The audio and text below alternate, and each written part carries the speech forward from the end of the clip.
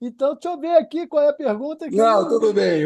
Olha só, a pergunta que nós vamos ter que responder, vou pedir para o Thales me ajudar também a responder essa daí, é que oportunidade histórica podem oferecer a delação de Mauro Cid, a troca na PGR e o começo do julgamento de golpistas no Supremo Tribunal Federal, né? Então, Thales está me perguntando isso, eu vou Isso. Da responder próxima eu aqui. prometo que eu pergunto. Amanhã. Olha só, Thales, assim, o que que aconteceu?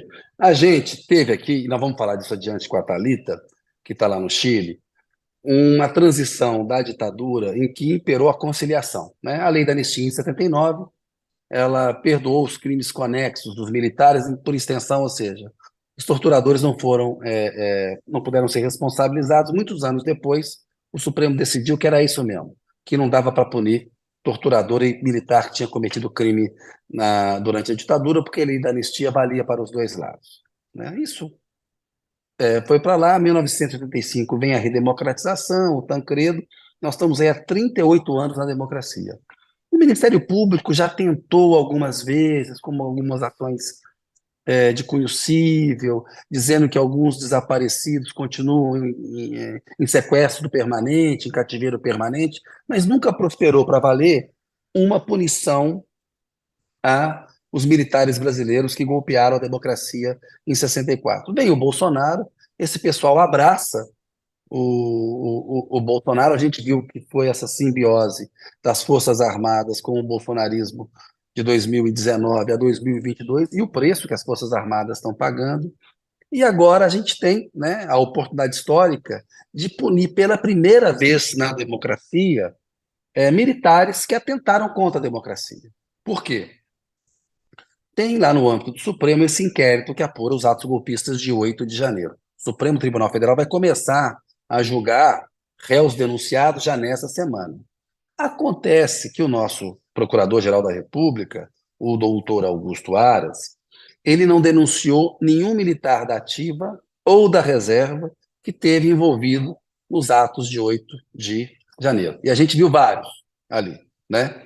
Então, o Aras não. Denunciou policiais militares e denunciou civis golpistas. Então, por hora, não tem uma denúncia para ser analisada no Supremo contra um militar da ativa ou da reserva. No entanto, aí há uma apuração, há uma expectativa grande no Supremo e no Ministério Público Federal, na cúpula do Ministério Público Federal, que com a troca do Aras, você abra uma oportunidade para o Ministério Público Federal, no caso a Procuradoria-Geral da República, porque ela que está atuando no inquérito no âmbito do Supremo, denunciar militares da ativa e da reserva.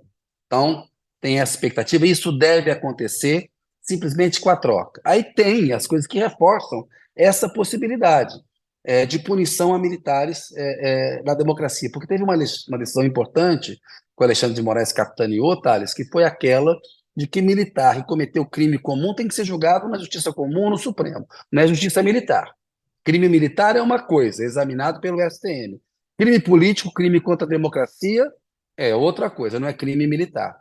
Portanto, tem uma janela para a gente punir militares E golpistas. um compromisso que aí a gente vai ter que cobrar do ministro da Defesa, que está dizendo o seguinte: estamos esperando a apuração da Polícia Federal e o andamento do processo no, na Justiça.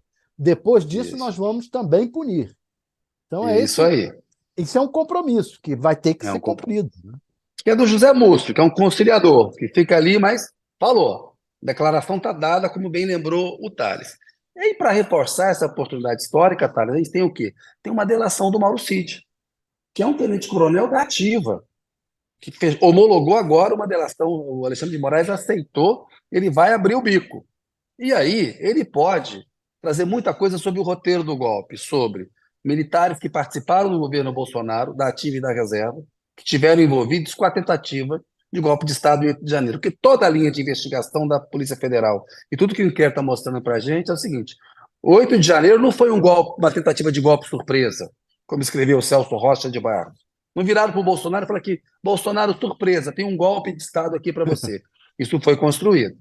né? Então, a delação do Mauro Cid oferece essa oportunidade e o próprio julgamento. E temos aí mais uma novidade que hoje está na capa do UOL, na manchete do UOL, que é a investigação da Polícia Federal sobre o Braga Neto, a atuação dele na intervenção federal no Rio de Janeiro durante o governo Temer e eventuais crimes cometidos, né?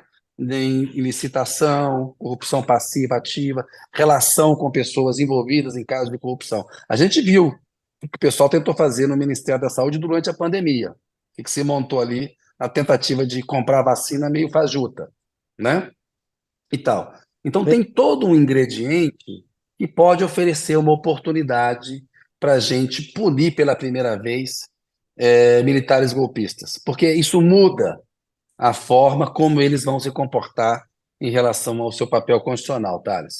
Eu acredito que a Polícia Federal possa realmente chegar ao caminho dos militares golpistas, mas eu tenho pouca fé que o Mauro Cid entregue o golpismo na delação premiada dele. Eu acho que ele Do pode general entregar. Heleno, É, do Ministério da é, Defesa recebendo o Delgatti. isso. Eu acho que o Mauro Cid deve entregar coisas da, da pandemia, né, da vacinação, etc. Agora, golpismo, eu tenho muita dúvida que ele Agora, entregue. Thales, a Polícia Federal tem muita prova sobre sobre Claro, a falsificação da vacinação e sobre as joias.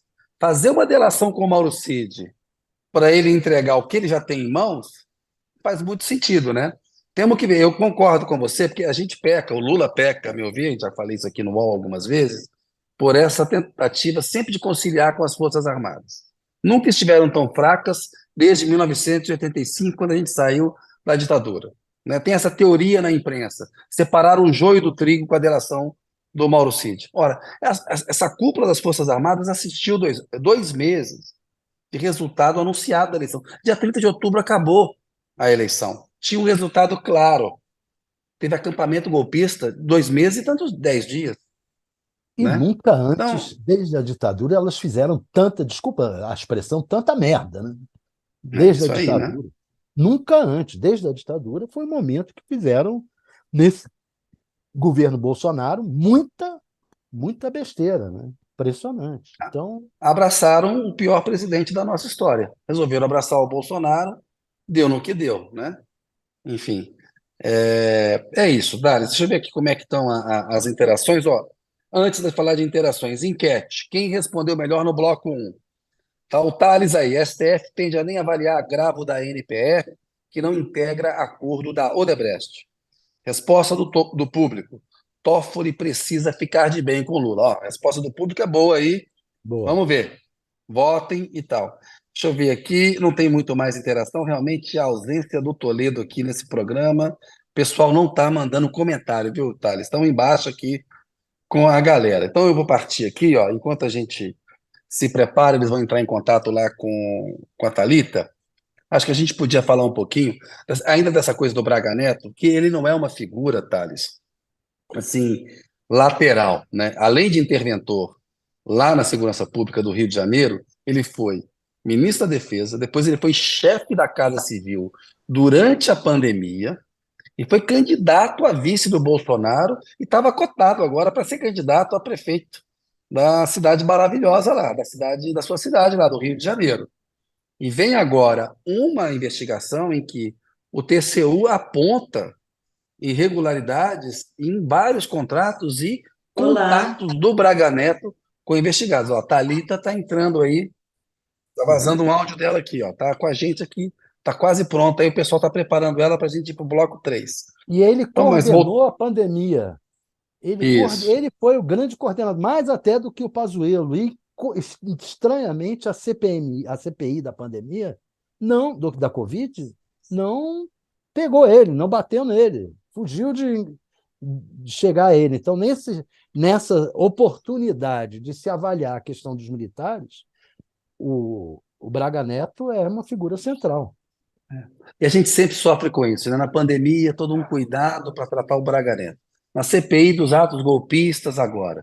não responsabilizar as instituições. A gente sabe que no direito a responsabilização é individual, você tipifica a Claro. conduta e o crime cometido pelo acusado. Ninguém está dizendo que as Forças Armadas vão ser acusadas de homicídio, de tentativa de golpe como um todo. Agora, elas flertaram com o golpismo, toleraram e protegeram acampamentos golpistas durante 2 meses e protegeram na noite do 8 de janeiro lá, impediram a prisão lá de parentes, amigos de generais.